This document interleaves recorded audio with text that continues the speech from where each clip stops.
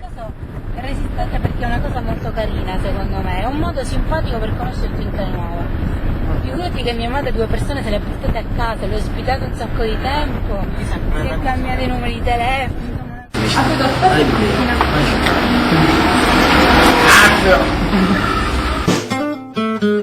Senti com'è rude, rude, rude il nostro amore, e quanti bei discorsi di vecchie parole e taglienti efficaci che parlano da sole. Ora sono felice, lo sai, accendi il fuoco. Io sono la presidentessa della libreria Mangiacarne. Ah, ah, ah, ah. E allora?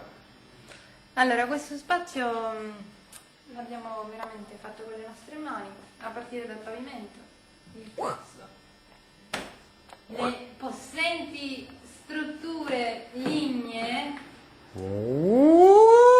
Già era uno spazio mentale, poi è diventato uno spazio reale.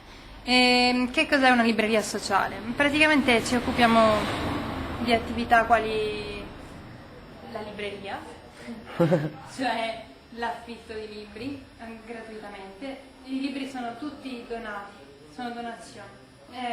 A settembre, quando ricomincia la scuola, proponiamo il mercatino del libro usato, che puoi vedere lì, i libri di scuola. E poi proponiamo dei corsi di lingue, un cineforum. Siamo semplicemente un gruppo di ragazzi. Però quello che abbiamo fatto sembrava giusto, no? Bene. La libreria Mangiacarte per me, cosa rappresenta per me intimamente? Il posto dove vado in bagno. Poi un po' più così socialmente, tipo gente, incontro gente, un punto di incontro, di ritrovo, sempre delle solite persone, però effettivamente ogni tanto si raggiunge qualcuno e mi fa piacere. Che cos'è? È anche uno sforzo che faccio io come tanti altri ragazzi per mantenere quelle che sono magari interessi che con la vita quotidiana e non avendo un punto di ritrovo si disperdono. Come dice Alfio, ha dato modo di incontrarsi a tante persone, molte le stesse, tutte quelle che hanno lavorato per renderla vivibile, però ognuno ha portato e lasciato un seme ad un altro, per cui cresce, dovrebbero aumentare più le... Diciamo che è una casa sull'albero.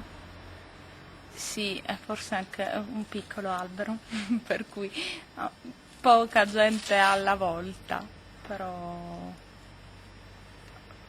c'è sempre una turnazione Funzionale.